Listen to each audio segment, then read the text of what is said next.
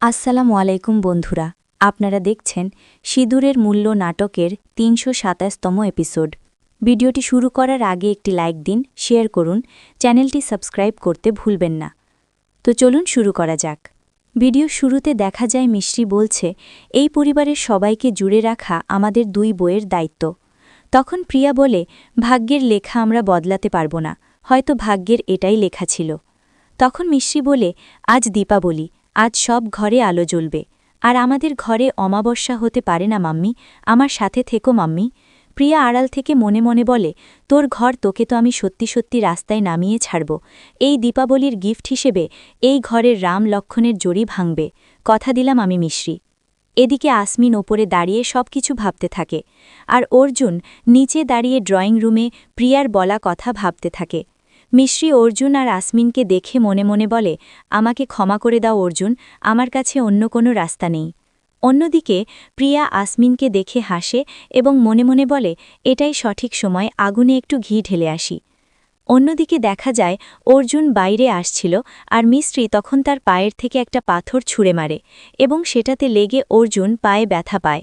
আর এটা ওপর থেকে আসমিন দেখে ফেলে এবং প্রিয়াকে ধাক্কা দিয়ে সরিয়ে অর্জুনের কাছে যায়। অর্জুনের পা দিয়ে রক্ত বেরোতে থাকে। আসমিন এসে নিজের রুমাল দিয়ে অর্জুনের পায়ের রক্ত মুছে দেয়। মিশ্রি বলে, এখন প্ল্যানের দ্বিতীয় নাম্বার স্টেপ। আসমিন রুমাল দিয়ে অর্জুনের পা বেঁধে দেয় এবং অর্জুনকে কাঁধে তুলে ঘরে নিয়ে যায়। প্রিয়া এটা দেখে মনে মনে বলে, এটা আবার কি নাটক? অর্জুন আর আসমিন ঘরে এসে দেখতে পায় টিভিতে তাদের ছোটবেলার দৃশ্য দেখা যাচ্ছে। ছোটবেলায় অর্জুন আসমিনকে এইভাবে কাঁধে নিয়ে ঘুরে বেড়াত। এমন সময় রুমের লাইট জ্বলে ওঠে। অর্জুন কান্না করে আর বলে, ছোটবেলা থেকে এখনো পর্যন্ত তুই কথা বলে বলে আমার কান শেষ করে দিতি। যেটুকু ভালো আছে সেটুকু কথা বলে শেষ কর, কিন্তু হঠাৎ এইভাবে চুপ করে থাকিস না। আমাকে যদি মারতে হয় তো মার, লড়াই করার তো কর, যা করার কর, কিন্তু চুপ করে থাকিস না। আসমিন বলে, সাইলেন্ট হিরোর থেকে টিভি সিরিয়ালের শাশুড়ি হয়ে যাব না অর্জুন ভাই, আমি কিচ্ছু হতে চাই না। আমি আমার অর্জুন ভাইয়ের লিটল ব্রাগার্স হয়ে থাকতে চাই।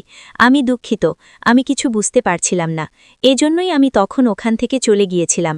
এটা বলে আসমিন অর্জুনকে জড়িয়ে ধরে আর বলে, আমি তোমাকে চিনি ভাইয়া, আমাকে কিছু বলতে হবে না। আর তখনই বাড়ির সবাই চলে আসে। মিশ্রি বলে, মা, এই দুজন মিলে আমাদেরকে ১ ঘন্টায় যা টেনশন দিয়েছে না, আমার চুল সাদা হয়ে যাচ্ছিল। তখন বড় দাদি হাসে এবং বলে, কেন, বড় চুলের কোনো খারাপ আছে নাকি? এটা শুনে সবাই হেসে ফেলে। অর্জুন বলে, এইভাবে হাক করতে থাকবে নাকি দীপাবলি আর লক্ষ্মী পুজো করবে? আসমিন বলে, ঠিক বলেছ ভাইয়া, না হলে শেষ মুহূর্তে আমাদেরকে বাজারে যেতে বলবে। দাদি বলেন, এই দুজন যখন হাসে একসঙ্গে তখন আমাদের হোলি দীপাবলি সব হয়ে যায়। প্রিয়া মনে মনে বলে, হোলি তো পরের কথা, আমি থাকতে আগে দীপাবলি তো মানিয়ে নাও।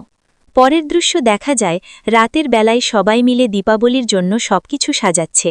তখন আসমিন আর অর্জুন আসে। আসমিন বলে, ভাইয়া আজ অনেক বাজি ফাটাবো। অর্জুন বলে, ঠিক আছে। মিশ্রি এসে দাদিমাকে বলে, দাদিমা, দীপাবলি তো রামজির উৎসব, তাহলে সাই বাবা কেন? তখন দাদিমা বলে, তুই জানিস না, সাই বাবার সবথেকে বড় চমৎকার দীপাবলির রাতেই হয়েছিল, আমি বলছি তোকে। তারপর দাদিমা মিশ্রিকে সব বলতে থাকে। তারপর দেখা যায় মিশ্রি তেল আনতে রান্নাঘরে যায়, কিন্তু সেখানে তেল পায় না। দাদিমা বলেন, মিশ্রি তাড়াতাড়ি আয়, সময় হয়ে যাচ্ছে। মিশ্রি বলেন, দাদিমা আমি সব জায়গায় দেখেছি, তেল আর ঘি কোথাও নেই, সব খালি। দাদিমা বলেন, এটা কিভাবে সম্ভব, ঘি আর তেল শেষ হয়ে গেল? এবং অর্জুনের বাবাকে বলেন, দোকান থেকে ফোন করে ঘি আনাতে, যদি ঠিক সময় প্রদীপ না জ্বালানো হয় তাহলে অশুভ হবে। তখন অর্জুনের বাবা বলেন, আমি চেষ্টা করছি, কিন্তু আজ সবাই নিজের নিজের বাড়িতে পুজোতে ব্যস্ত থাকবে। তখন প্রিয়া বলে, আমি একটা কথা বলবো, ঘরের বউদের মা লক্ষ্মীর রূপ বলে, আর ভুল করেই হোক সেই মা লক্ষ্মীর অপমান করা হয়েছে, তাহলে তো অশুভ হয়েছে। প্রিয়া মনে মনে বলে, এই বোকা মানুষের ভগবানের নাম করে অশুভ কিছু বললে এরা অবাক হয়ে যায়, কিন্তু আমি তো খুব মজা পাচ্ছি, এদের হ্যাপি হওয়া তো মুশকিল, এজন্যই হ্যাপি দিওয়ালি টু মি। দাদিমা এটা শুনে খুব রেগে যান। তিনি তখন বাড়ির দুজন কাজের লোককে ডাকেন এবং বলেন, আজ দীপাবলির দিনে বাড়িতে ঘি নেই কেন, আমরা প্রদীপ জ্বালাবো কি করে? অর্জুনের বাবা বলেন, ওরা আস্তে আস্তে ততক্ষণে তো সময় চলে যাবে, তাহলে এখন কি করব? মিশ্রি মনে মনে বলে, আজ দীপাবলির রাতে এই বাড়িতে অন্ধকার থাকতে দেব না, আমার সাথে থেকো মাম্মি। প্রিয়া মনে মনে বলে, এটা মেনে নে বোকা মেয়ে, আজ দীপাবলির দিনে এই বাড়িতে অন্ধকার থাকবে। এই বছর থেকে প্রত্যেক দিন তোদের জীবনে অন্ধকার থাকবে। আর এখানেই আজকের পর্বটি শেষ হয়। ভিডিওটি ভালো লাগলে একটা লাইক এবং শেয়ার দেবেন, আর হ্যাঁ, চ্যানেলটি সাবস্ক্রাইব করতে ভুলবেন না। পরবর্তী পর্ব দেখার জন্য আমাদের সাথেই থাকুন। ধন্যবাদ।